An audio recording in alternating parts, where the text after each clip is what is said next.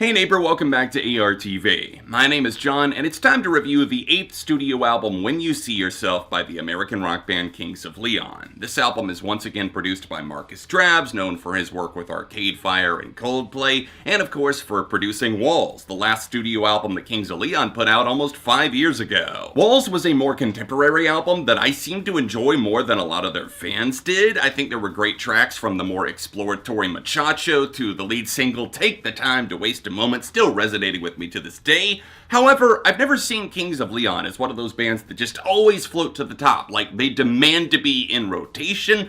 They're good, but not great, but there's always songs that I can come back to, cherry pick off, and save for later. When You See Yourself is a thoughtful reflection on time. There is a lot of mediation on that subject, and for that reason, it can be a bit tedious, but also eye-opening. I know that sounds like a contradiction, but this is almost one of those albums that you just throw on at midnight, take a drive to, either that or else you stare out in front of a lake at a summer's night and just think about life. Frontman Caleb Followell and the rest of the Followell family band stated that rock is due for a resurgence, for a comeback, much like maybe the 90s Disney Renaissance and the animation department. Now rock needs something like that.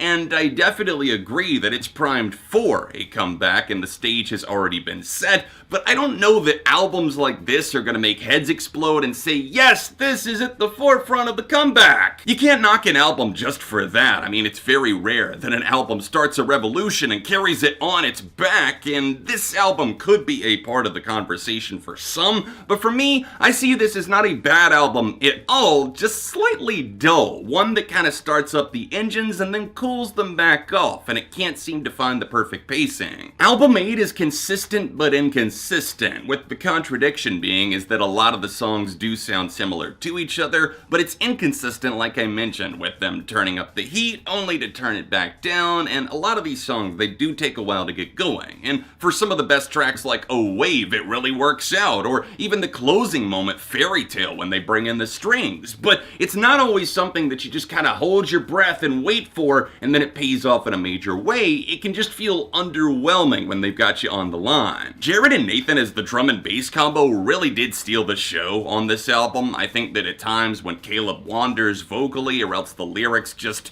aren't engaging really at all, I'm dying for a breath of fresh air, they can provide that, and I think the bass grooves were the first thing that I locked onto. The drumming on this record consistently feels satisfying, and I think some of the best cuts, like the lead single The Bandit, for example, it reminds me of Christopher Bear, one of my favorite modern drummers from the indie rock band Grizzly Bear, and if you know anything about me, that is a very big compliment. I find them to be fantastic, and I think that they do elevate the performances on this album. With the focal point of the lyrics being about time and how it affects us, how it divides us, and a very nostalgic black and white feel to really the entire aesthetic of everything they're doing this time out, I think that that can lend itself to getting called boring, and I don't necessarily think that's entirely fair. Am I bored by some of the tracks? Occasionally, but not in a bad way necessarily. I find it very hard to just single out one specific song and say, you know what, that one's trash, because that doesn't really happen. This is certainly an album that you could cozy up to, and it's not that I'm always seeking out like the high-octane thrills from Kings of Leon. I don't mind the fact that they do take their time. It's just that I get impatient by the time that they do the same build over and over again, and even the bass grooves, I compliment them, but they start to stand out less the more that you see that they're just kind of taking on the same pattern, and the cohesiveness,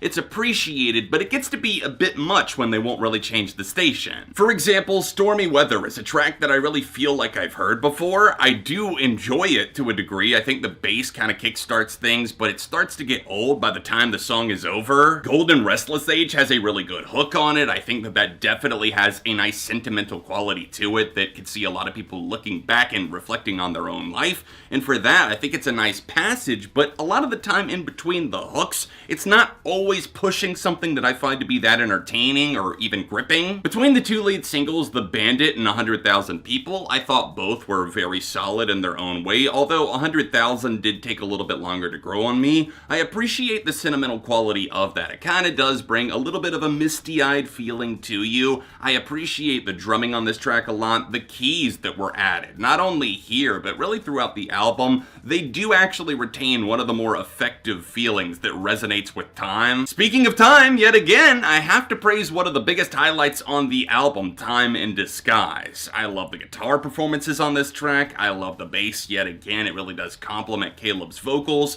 and once you get to that hook, it's one of the biggest feelings of euphoria, especially once Caleb unleashes towards the end. It's really one of the best tracks here, alongside A Wave, which actually took them a really long time to make. I can see why they got hung up on A Wave, because this track, it's something that you could see it going a couple of different ways, especially if you've got the lyric, or if you've got only the bass groove, if you've only got the guitar, whatever, but they finally found a way to make it all come together, and the rising feeling, it actually reminds me a little bit of like Coldplay meets American football, which might sound weird, but I actually think it's pretty on point, because this track overall really does evoke a deep emotion from the listener, and the way that it just kind of spells out, it's better than I could have ever expected, and probably the best song on here. Outside of those songs that feel like major victories, Kings of Leon don't really do much to make this album feel permanent and lasting. From the title track, that definitely does settle into a nice groove and pick up at its final minute or two, all the way through Echoing, that feels like pretty standard radio alternative rock. This album is friendly, yet kinda tedious. I don't personally have anything against it, but I'm not all that fond of it either. I'm gonna give this a 3 out of 5 for When You See Yourself, the 8th album overall, and even though that's just my opinion, I'd love to know yours in the comments down below. Thank you so much for watching this review, I hope you enjoyed it. If you did, then please drop a like on the video, subscribe for the love of music. If you would like to see me talk about Kings of Leon even more, then tap this card right here, or tap here for another recent rock review. All of my socials can be found in the description down below, and I'll be back soon for more on ARTV.